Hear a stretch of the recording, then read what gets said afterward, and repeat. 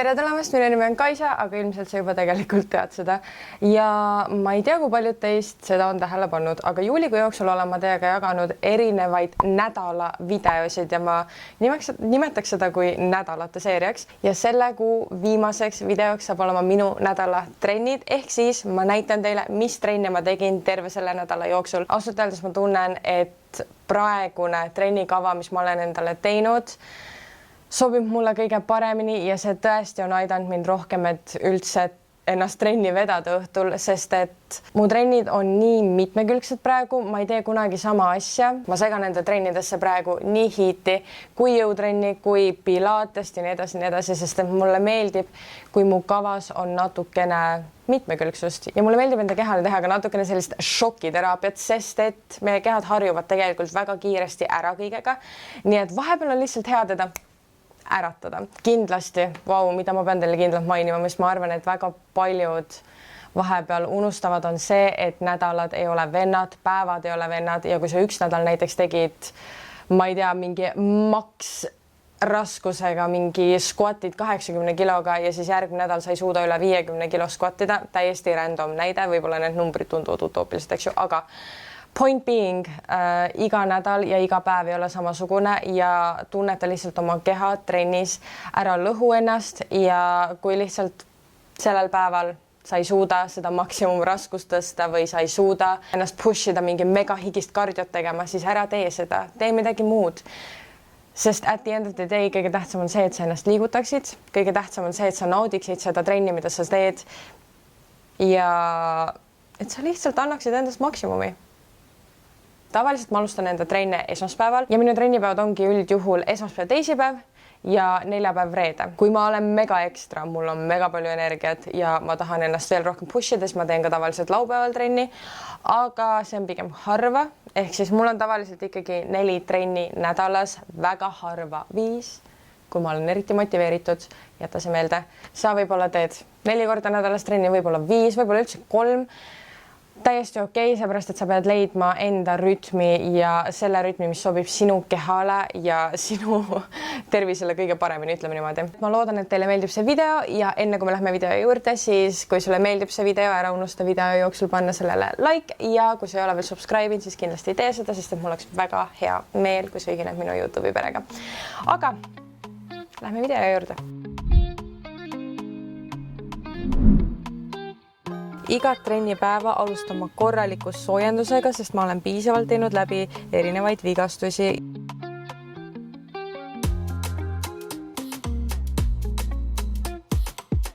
Minu soojenduseks oli sellel päeval trepp, mida ma siis teengi tavaliselt 10–15 minutit, olenevalt tujust, päevast, energiatasemest.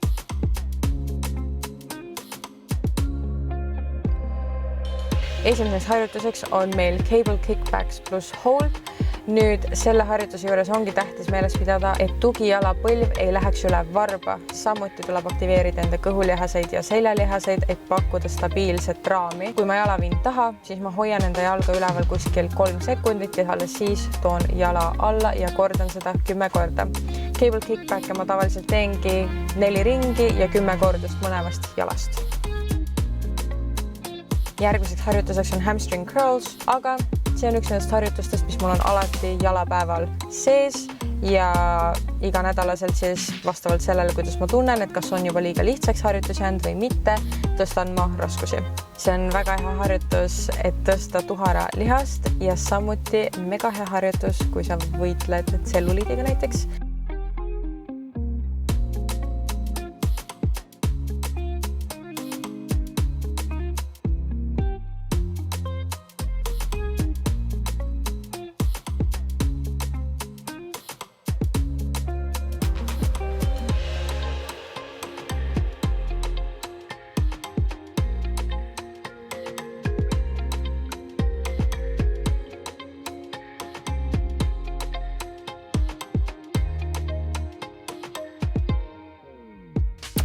Järgmiseks harjutuseks on reia lähetajad püsti, mida ma teen siis 8 tükki ja kohe otsa teen ka toetades 8 tükki. Ma olen kuidagi aru saanud, et nii ma lihtsalt tunnen natukene paremini isegi enda tuharal lihast. eelviimaseks harjutuseks on meil superset, milleks on siis sumo RDL ehk siis Romanian deadlift pluss sumo kükk. Ma kasutan selleks 20 kilost sangpommi, seda võib ka teha tegelikult, seda võib teha kangiga, kuidas iganes sa ise tunned, et sul mugavam on. Tähtis on siis aktiveerida enda tuhara lihased ja tõesti squeeze'ida ja pigistada enda tuhara lihaseid, kui sa üles tuled.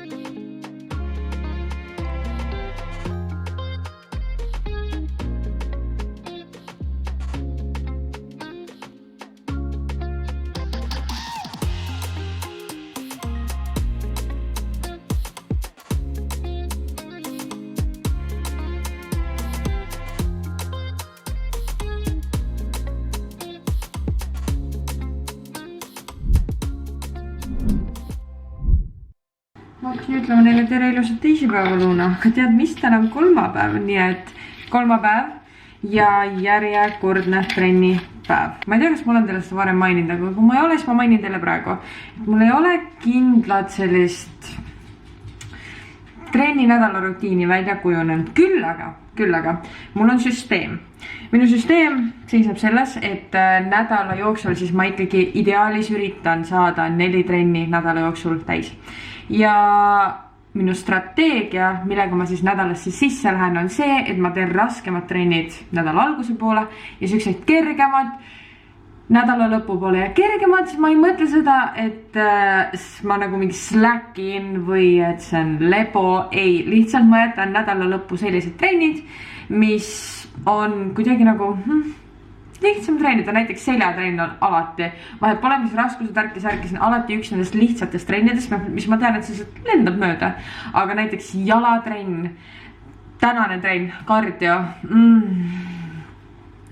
Ma seda tahan ära teha selle ja mitte mõelda enam nädala jooksul selle peale. Nii et täna me teeme kardiotrenni ja ma otsustasin, et kuna ma olen tegelikult terve päeva olnud arvuti taga, sest et jällegi ma pean teid update ima kõigega, aga hetkel jätame selle sinna paika. Igastahes ma olen istunud terve päeva arvuti taga again ja ma tunnen, et ma pean liigutama. Mul on vaja natukene lisaabi, sest et ma lihtsalt tunnen, et see energia, mis mul on nullilähedane. Ma ei kasuta seda kogu aeg. Ma kasutan seda üldjuhul kardiopäevadel, sest et kardio on see päev, kus mul on vaja natukene abi. See on see päev, kus mul on vaja seda väikest nõksu, pushi, et mind aidata.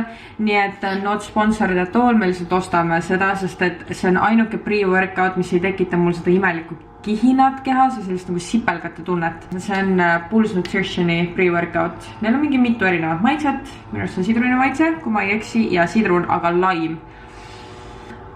Lime sidruni kõrval on esikohal ja sidrun, see on siuke close second. Teine koht, ma arvan, aga siiski väga hea.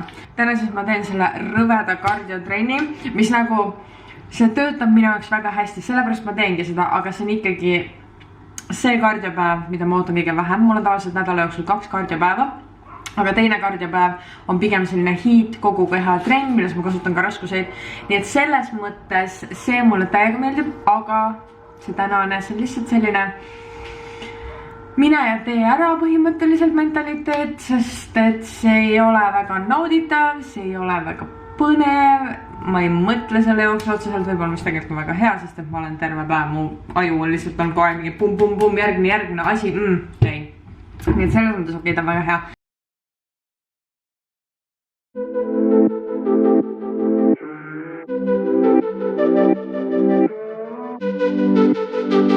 Mulle meeldib seda kutsuda veidi muusikaliseks lindiks või muusikalise lindi harjutuseks, sest et ma tavaliselt kõnnin ühe loo ja jooksen ühe loo ja vastavalt sellel, kui pikk lugu on, nii pikalt ma siis kas kõnnin või jooksen. Kõnnin ja jooksen ma kuskil 30–40 minutit jällegi, olenevalt sellest, kui palju mul energiat on ja kui palju ma viitsin selle lindi peal olla. Sellel päeval me otsustasime Tanniga teha plangu challenge'it, milleks oli 5 minuti plangu challenge. 5 minuti plangu challenge'i eesmärk on see, et selle 5 minuti jooksul sa ei lase kordagi ennast alla, vaid terve aja oled sa plangus.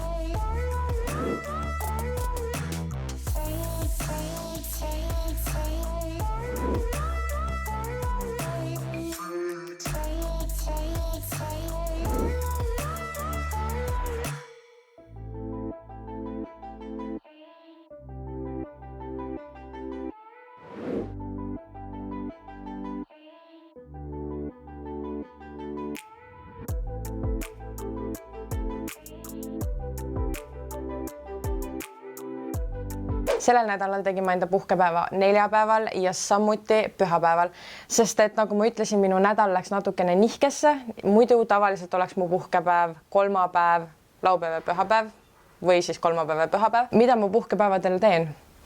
Ma puhkan. Võib-olla ma olengi kodus, vaatan Netflixi, laman oma diivani peal ja see ongi puhkus minu jaoks. See on full puhkus. Ma tahan teile pea sisse seda lüüa, et te peate puhkama. Ma mäletan, kui ma alustasin, siis minu jaoks puhkepäev ei olnud isegi nagu aktsepteeritav. Ma olin nagu, mis asi on puhkepäev, mis mõttes, mida ma puhkama ju jaksa, ma ei ole ju väsinud, aga see ei ole tervislik, see ei ole tervislik su kehale ega ka see mõtlemine ei ole tervislik. Su kehal on vaja puhkust, su kehal on vaja taastuda, su lihastel on vaja taastuda, seepärast et nii sa saad anda järgmises trennis enda maksimumi, sest et kui sa ei puhka ja sa kogu aeg viid enda keha piirile, sa viid enda keha täielikult stressi, siis üks hetk ta annab alla, üks hetk ta ei tee enam sinuga koostööd, sa ei näe tulemusi. Ma olin ka kunagi see tšikk, kes mõtles, et kui ma puhkan ja võtan puhkepäeva, siis kogu mu progress kaob. Ma ei saavuta mitte midagi, sellepärast et ma ei tee ju midagi enda keha jaoks, aga tegelikult sa teed väga palju enda keha jaoks selle puhkusega. Me oleme jõudnud reedesesse päeva, mis on seljapäev ja ühtlasi minu arust kusjuures see minu kõige lihtsam trennipäev. Tavaliselt ma teengi siis seljatrenni kellegagi koos ja üldjuhul me siis teeme nende kava. Vahet pole, kellega ma koos olen, ma tavaliselt küsin, et mis sa siis teed seljapäeval ja siis kui on midagi ägedat või mingi mõnus trenn, siis me tavaliselt teeme kellegi teise kava järgi. Seljatrenn on mul selles mõttes ka veel vahelduv, et mõni seljapäev ma teen siis väga palju kaablitel, mõnel päeval ma teen väga palju hantlitega, mõnel teisel päeval ma kasutan üldse rohkem masinaid, et see on kogu aeg muutuv ja ilmselt kui me nüüd täna trenni lähme, siis ma saangi näidata teile, mis tuju mul siis täna on, kas ma tahan kaableid, kas ma tahan hantleid, kas ma tahan keharaskust, tahame üldse midagi muud, masinaid, no mida iganes. Põhimõtteliselt me näeme seda alles jõusaalis ja ma otsustan seda alles jõusaalis. Nii et let's go!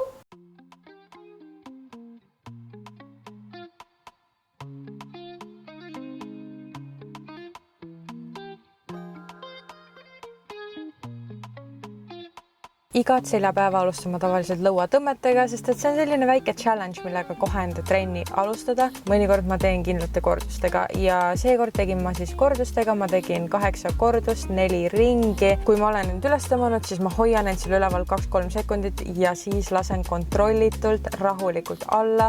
Järgmiseks on meil masinal sõudmine parema käega. Mulle meeldib teha seda harjutust üks käsi korraga, muidugi sa saad teha ka 2 kätt korraga, aga ma tunnen kuidagi paremini seda harjutust enda lihases, kui ma keskendun ainult ühele poolele. Küünarnukk peaks tulema võimalikult keha lähedalt, mida ka ma ise peaksin veel rohkem vaatama, aga see selleks ja hästi kontrollitult lõpus pigistad seljalihast. Liigume edasi allatõmmete juurde, mida saab samuti ka kaablil teha, aga ma tundsin kuidagi, et masinad on rohkem minu teema sel päeval. Jällegi üks käsi korraga, väga isoleeritud, parem käsi 10 korda, vasak käsi 10 korda ja alles siis puhkan ja kordan seda kõike 4 ringi.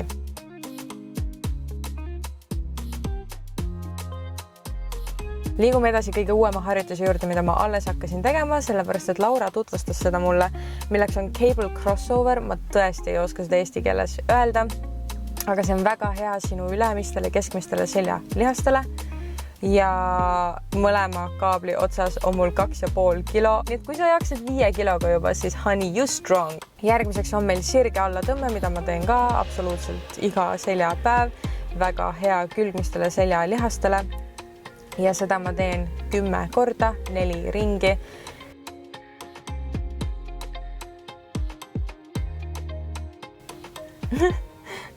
Tere Laura, aitäh sulle, et sa filmisid seda meie jaoks. Selle päeva lõpetan ma kerge kõhulihase setiga, ma alustan full crunchiga, käed, jalad saavad keskel kokku, alaselg on maasse surutud, kõhulihased sisse sakitud ja aktiveeritud. Liigume edasi küünarnukk, põlv, varvas, põlv. Ma ei tea, miks ma seda laulsin, excuse moi. Keha on tasakaalupunktil ja põlv ning käsi kohtuvad jällegi keskel ja nagu ikka kõhulihased on aktiveeritud, sisse sakitud ja ära unusta kõige selle keskel veel hingata.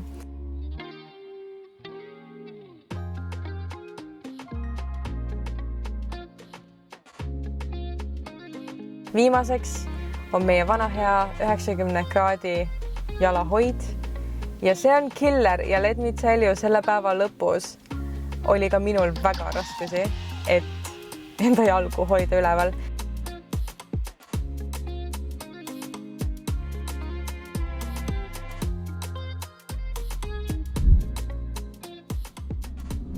Täna on minu nädala viimane trenn, ehk siis milleks on täiskeha kardio või võib-olla isegi lihtsalt täiskeha full body treening. Jällegi, nagu te olete aru saanud, me vaatame seda täpsemalt jõusaalis, aga ma usun, et see tuleb ikkagi heat stiilis full body trenn. Mäletate, ma video alguses ütlesin teile, et ma jätan sellised kergemad trennid nädala lõppu, et siis mul oleks nagu motivatsiooni minna trenni. By no means ei ole kerge trenn. Mu full body heat trennid ei ole kunagi mu jaoks kerged. Küll aga need on väga põnevad mu jaoks iga kord, sest ma alati teen midagi erinevat. Ma iga nädal mõtlen endale mingi uue heat treeningu välja, mida proovida. Ja mõnikord ma jätan mingid lemmikud harjutused sisse, mõnikord ma panen mingi täiesti uue kava kokku. Ja see nädal ma olen mõelnud täiesti teise heat treeningu enda jaoks, nii et ma olen suht excited selle pärast. Ma usun, et see saab olema enamus keha raskusega, nii et kui sa oled seda videot vaadanud ja mõelnud, et kuule Kaisa, et ma ei saa ju käia jõusaalis, mul ei ole jõusaali membership, siis all Gucci, sellepärast, et seda tänast trenni ma arvan, et 100% ma võin garanteerida, et sa saad teha seda ka väljaspool jõusaali, sa võid seda vabalt ka kodus teha, seepärast, et kui siin on isegi, kui ma panen mingid raskused, siis sa võid võtta mingid täiesti suvalised raskused kodust. Nii et tänane trenn on väga universaalne ja sa võid seda teha ükskõik kust. Nii et lähme trenni ja vaatame, mis ma välja suudan mõelda. Alustame ikka vana hea kõnniga, nothing too crazy, lihtsalt 6-10 minutit, kerge kaldega, mingi 3-4 äkki ja rahulikus tempos. Ei ole otseselt vaja mingi kardio jooksurütmi siin teha. Esimeseks harjutuseks on meil relevé sumo kükk, eriti fancy nimi väga lihtsale harjutusele. Teed tavalise sumo küki, aga tõused varvaste peale ja pingutad enda reielihaseid. Kohe ilma pausita liigume järgmisesse harjutuse ehk siis kükki hüpe. Täiesti tavaline sumo kükki hüppe, mitte midagi fancy't. Need 2 harjutust toimuvad järjest ilma pausita ja kui need 2 harjutust on ära tehtud, võtan ma 30-sekundilise pausi ja ma kordan seda supersetti 4 korda. Järgmine superset algab meil varbapuudutustega ja selleks ma kasutan 10 kilost raskust, aga sa võid seda vabalt teha ka ilma raskuseta, no worries. Ja ilma pausita liigume me järgmisse harjutusse, mida Laura kogemata unustas filmida, milleks on kosmonaudid. Ja jällegi seda superseti kordan ma 4 korda. 3. superset algab meil põlvetõste jooksuga, mis on suht intens. Seda ei tasu alahinnata, see võtab korralikult südame põksuma. Ja ilma pausita liigume me lendamisharjutuse juurde, milleks ma kasutan 3 kilogrammiseid hantleid. Jällegi sa ei pea ässama, kui sa suudad teha ainult 2 kiloste hantlitega, see on täiesti fine. 3 ei tundu ka palju, aga sel hetkel I was dying. Aga sellega ma lõpetan enda video. Ma loodan, et te saite sellest videost natukene võib-olla inspiratsiooni, natukene mingit infot või et teil oli lihtsalt tore seda vaadata ja minuga aega veeta. Ma tean, et mu YouTube game on olnud natukene weak, natukene nõrk segu, aga see ongi sellepärast, et tõesti ma alustasin enda jaoks millegi väga-väga põnevaga, mis võtab reaalselt 5 päeva nädalast minu elust. Nii et YouTube'i jaoks jääbki mul kas tööpäeva õhtud või nädalavahetus. Ja ma üritan seda kõike balanssi viia teie jaoks, seepärast, et mulle ikkagi väga meeldib teha neid videosid teie jaoks ja mul on isegi mõned mõtted, mida ma tahan teiega jagada. Aga ma loodan, et see on okei, kui vahepeal tuleb paar nädalat pausi videost, sest et tõesti ma ei ole veel seda balanssi leidnud videote vahel ja sotsiaalmeedia vahel ja selle uue projekti vahel. Nii et ma loodan, et see on okei. Ma arvan, et mul praegu polegi rohkem midagi öelda, ma ütlesin kõik selle video jooksul ära. Kui teil on küsimusi või tagasisidet, jätke need alati kommentaaridesse, sest et ma loen teie kommentaare absoluutselt alati. Ja kui sa ei taha kommenteerida, siis sa võid vabalt mulle ka Instasse kirjutada. See võib-olla võtab mul natukene aega, et seal vastata, aga ma vastan teile kõigile. Nii et see on minu poolt kõik ja ma loodan, et teile meeldis see video ja näeme juba järgmises videos. Bye!